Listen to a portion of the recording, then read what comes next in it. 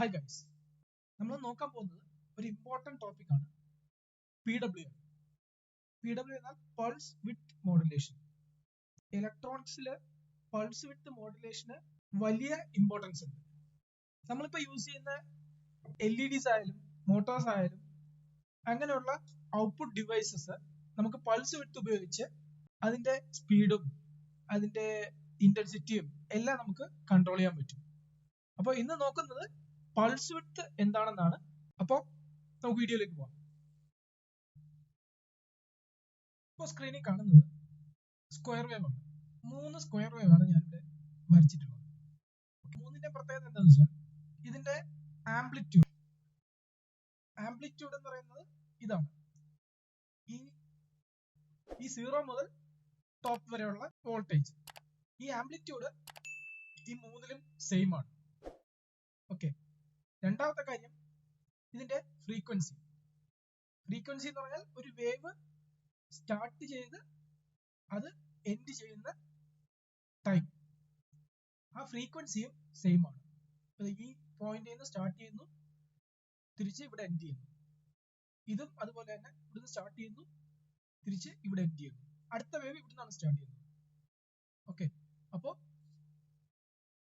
ഫ്രീക്വൻസിയും ആംപ്ലിറ്റ്യൂഡും സെയിം ആണ്. ഓക്കെ, ഇതിലൊരു വ്യത്യാസം എന്ന് പറഞ്ഞു കഴിഞ്ഞാൽ ഇതിന്റെ ഓൺ ടൈം, ഈ താഴെ കാണുന്നത് ഓഫും മുകളിൽ കാണുന്നത് ഓണും ആണ്. Okay, 0 volt 5 volt.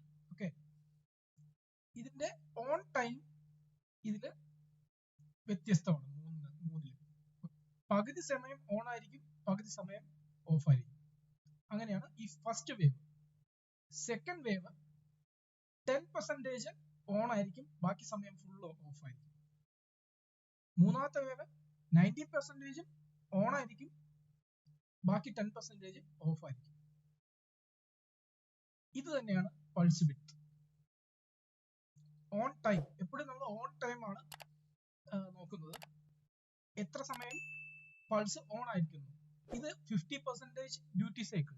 അതിനെ ഡ്യൂട്ടി സൈക്കിൾ എന്നാണ് പറയുന്നത്. 50%, 10%, 90%. പ്രോപ്പറായിട്ട് പറയുകയാണെങ്കിൽ ഇത് മുതൽ ഇതുവരെയുള്ള സമയം, ഇത് T ആണെങ്കിൽ, ഇത് മുതൽ ഇതുവരെയുള്ള സമയം ഞാൻ ഫോർ എക്സാമ്പിൾ S എന്നെടുത്തു. അങ്ങനെയാണെങ്കിൽ ഡ്യൂട്ടി സൈക്കിൾ എന്ന് പറയുന്നത് S by T into 100. ഇതായിരിക്കും ഡ്യൂട്ടി സൈക്കിൾ. അപ്പോൾ ഇത് ചെയ്യുമ്പോൾ എത്ര പെർസെൻറ്റേജ് നമ്മളെ വേവ് ഓൺ ആയിട്ടുണ്ട് എന്ന് അറിയാൻ പറ്റും.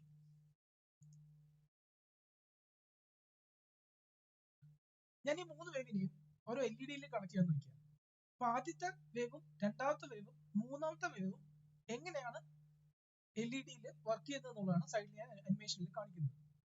ഓക്കെ, അപ്പൊ ഫസ്റ്റ് വേവ് 50% ടൈം അത് ഓൺ ആണ്, ബാക്കി 50% ടൈം ഓഫ് ആണ്.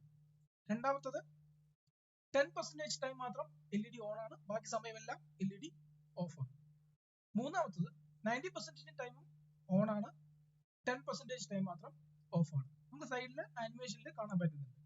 ഇത് നമുക്ക് വിഷ്വലി അറിയാൻ പറ്റുന്നത് ഇതൊരു ലോ ഫ്രീക്വൻസി ആയതുകൊണ്ട് മാത്രമാണ്. ഇപ്പൊ ഞാൻ ഹൈ ഫ്രീക്വൻസി അപ്ലൈ ചെയ്യാൻ നോക്കിയാൽ, ഹൈ ഫ്രീക്വൻസി കൊടുക്കുമ്പോൾ നമ്മുടെ കണ്ണിന് ഈ ഓൺ ആവുന്നതും ഓഫ് ആവുന്നതും അറിയാൻ പറ്റത്തില്ല. അതുകൊണ്ട് തന്നെ ആദ്യത്തെ വേവ് LED ഒരു പകുതി ബ്രൈറ്റ്നസിലായിരിക്കും വർക്ക് ചെയ്യുന്നത്. രണ്ടാമത്തത് മിനിമം ബ്രൈറ്റ്നസിലായിരിക്കും, ഒരു 10% ബ്രൈറ്റ്നസ് മാത്രമേ LED കാണത്തുള്ളൂ.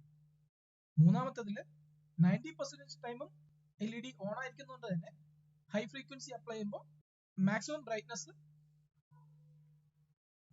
ബ്രൈറ്റ്നസ് LED കാണാൻ പറ്റും. Maximum in the sense 90%. 100% ആയി കഴിഞ്ഞാൽ അതൊരു PWM സിഗ്നൽ അല്ലാതാവും, ജസ്റ്റ് ഓൺ മാത്രം ആവും. ഓക്കെ, മനസ്സിലായെന്ന് വിശ്വസിക്കുന്നു.